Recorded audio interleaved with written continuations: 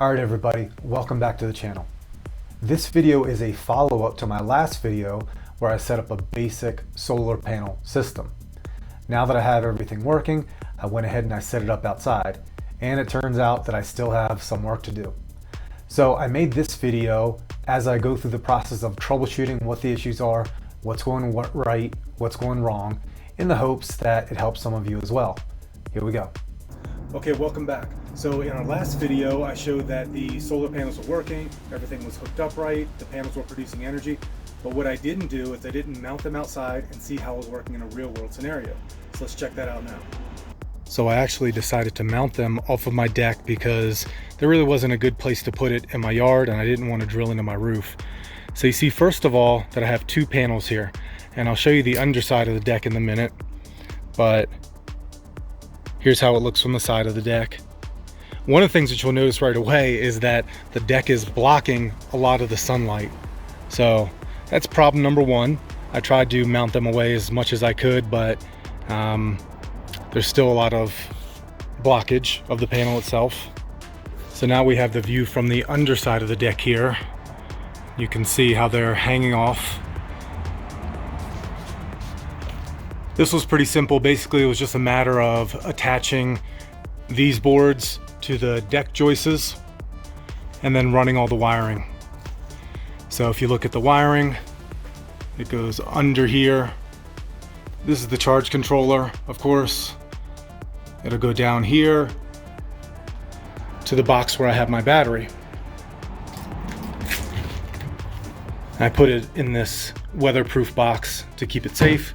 And then you can see the wires running into my house through a little doggy door here. And then if I go inside, you can see that I have my wires coming through here, through the door. It's all sealed up into the inverter. And then I could just plug things into the inverter. This is pretty cool, by the way. It's got a little remote to it. So that's pretty cool.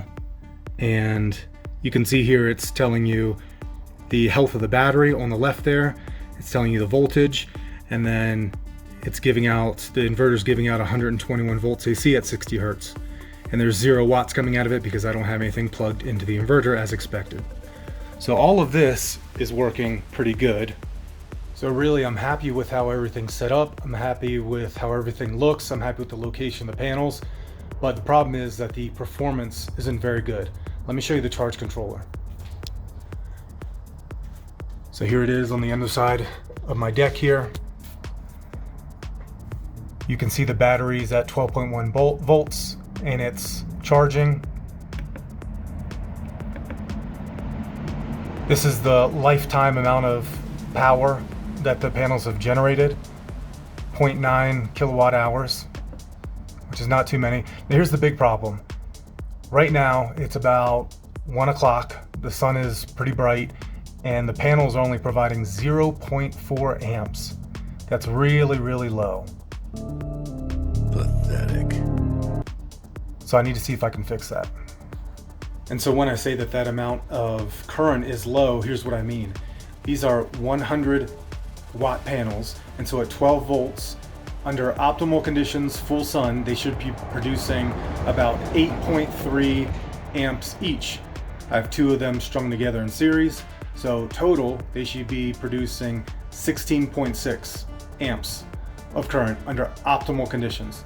Now, maybe this isn't optimal conditions, that's fine, but I'm producing 0.4 amps through both of them at 1 o'clock in the afternoon.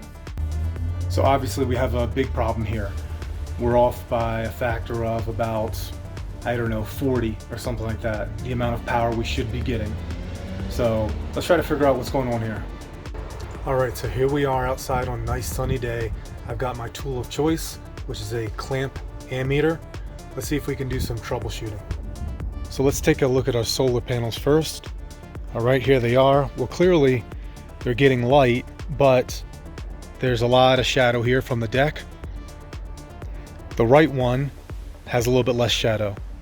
Let's go ahead and take the ammeter and look at the wires and see how much current we're getting. So here's the plan. We're under the deck here. We're going to take a look at the wiring piece by piece. Is the problem at the panels themselves? Is the problem at the charge controller or at the battery or somewhere in between? Let's get started. Okay, I've got my ammeter here. It's zeroed out. It's reading basically 0 amps. Let's go ahead and clamp it onto the panel here. Okay, and it looks like from the left panel we're getting about 0.4, close to 0.5 amps. Let's check the other panel while we're here. Okay, from the other panel we're getting about 0.7, 0.75 amps. So if we check the charge controller, we will expect to see about the summation of those two, about 1.1 amps. And there's the readout from the charge controller, exactly what we'd expect from that measurement, 1.1 amps. So adding the current generation from both of the solar panels together. So what this is telling me is that I am receiving all of the current that's coming from my panels. Okay, so I don't need to check this wiring that's going to the panels. That wiring's good. But what I will check is this wiring going to the battery. So let's see if there's a problem there. Am I getting all of the current that's coming from my panels and through my charge controller? Am I getting all that to my battery? I am. 1 amp. Approximately 1 amp. So really it could only be two things at this point. I've ruled out a problem with the charge controller, the battery, and the wiring. So the problem has to be somewhere at the panels. Are the panels not working themselves, or are they just not getting enough sunlight? So the easiest thing is to assume that they're not getting enough sunlight. And it makes sense because when we look at them, we see they're in quite a bit of shadow. So let's try to fix that first, see if that solves our problem. So I actually have another tool here that could be helpful in my investigation. And this is a digital illuminance meter, or a lux meter. And what it measures is how much sunlight in units of lux are hitting the ground at your area. So let's see if I can do this one-handed. So I turn on the power, it's calibrating. I take off the cap from the sensor. Let me stand a little bit away from it. I got to get the right range here. Okay, there it is. So you can see, so right now it's a little bit cloudy and overcast. And so we're getting somewhere between 200 and 300 lux, but this range is times 100. So it's just the way that the sensor works and the readout. You need to do 200 or 300 times 100, right? So when you see 200, it's really 20,000. And if the sun were to shine more and it got up to say 1,000, this readout would actually be 1,000 times 100, and so that would be 100,000. So this is showing me approximately how much light I'm getting, and then what I can do is I can compare this to the solar panel spec sheet to see what sort of current output I should be getting with this amount of light. Right, here is the manufacturer's spec sheet, and it's not too impressive. This is more of like a summary data sheet. But let's see, a lot of numbers on here. What are the important ones? Well, first of all, so we already know that this is a 100 watt panel. It tells you that here. These numbers down here. So it's saying that the optimum circuit voltage is 17.48 volts. And at that voltage, you would expect to see 5.72 amps. And you can either trust me or use your calculator. If you multiply these two numbers together, the 17.48 and the 5.72, you'll get 100 watts, right? And that's because, as we showed before, power is volts times amps, at least in a DC circuit. Now, the reason that I came here is for this part right here.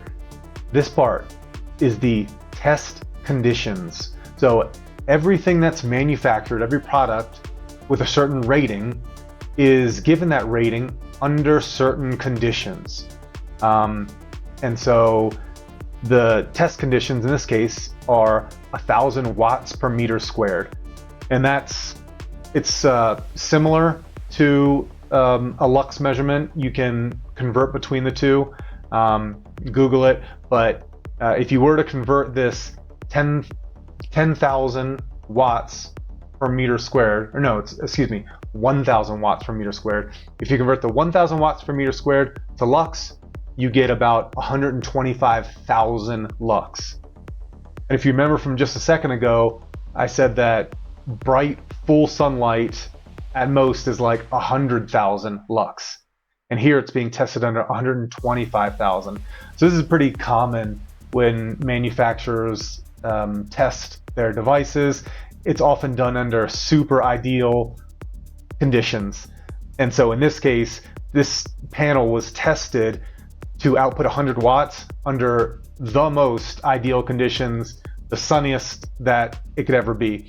So under any real conditions, you're going to get less than that, right? And again, that's just pretty common. What I would like to see here, and what I don't see here, is given this amount of irradiance or luminance, you'll get this much voltage and current out. That's not here on this 2-page data sheet. It's ridiculous. It's obvious what's being done out here. It's on a nightly basis. I hope the world can see now what's really going on out here, because it's getting ridiculous. It's really ridiculous. So what we're gonna have to do is just sort of do a rule of thumb, a general guess to get us in the ballpark. So if we know that under the ideal conditions of approximately 100,000 lux, we're gonna get this 5.72 amps. And a second ago, we were reading about a fourth of that, about a quarter of that. So divide this by a quarter. And let's just say, again, rule of thumb, estimating, we should be getting on an overcast day about 1.5 amps per panel. And we're getting 0.4 total, right? So this tells us that as long as the panel is working right, we're still way below, even under a overcast day, we're getting way less power than we should. That's the point of looking at this data sheet, just to give us a general idea of what output should we be expecting under certain conditions. Incidentally, this is demonstrating one of the, I won't say problems, but challenges with solar power. So what we're seeing here is that the energy that the panels are getting are fluctuating by a factor of 3, 5, or even 10, just from minute to minute. So what do you do in that situation? You know, all of our electronics, they assume that you have a steady supply of current, that the voltage and the current aren't fluctuating wildly from 1 minute to the next. So this is why you need the additional electronics of the charge controller and the battery and the inverter to help to clean that power and to store that power so that it's clean and reliable on demand when you need it, and it doesn't just fluctuate wildly with the sun. So based on what we've learned so far, the simplest and easiest thing we can try first to improve this situation is to get the panels more sun. Now, the two ways I can think to do that are, one, to extend the bars away from the deck, the mounting rails away from the deck more, so that the deck won't be blocking the sunlight. And two, there's some branches on a tree that I'll show you in a second here that I think may be blocking a little bit of light too. So I'll trim those branches, I'll extend the rails, get the solar panels mounted further back away from the deck, and let's see if that helps. So here are the panels, and there's this tree right here that I think if I trim some of these branches, that could help too. All right, well, if you've seen my other videos, you know that I like to keep them to be what I consider manageable length, meaning 10 minutes or less. This video is getting to be 15, maybe it's even more at this point in time, I don't know. You see, the way that I do these videos, especially these project videos, is I shoot and I edit them as I go along. So I don't wait until the end, until I know all the answers and I know, I have everything perfect. I like to show you guys the mistakes that I make along the way, my thought process, and just go piece by piece. So it's a mystery to me as well how this one's gonna end. All I know is that it's not working now. So Unfortunately, you're gonna have to tune in to part 3 of this video series, and God, I hope that it ends at part 3. I don't want to make another one of these after that. So hopefully we're able to troubleshoot this problem and come out on the other side with 2 working solar panels. I guess we're gonna find out together. So as always, thank you for watching. I'll catch you next time.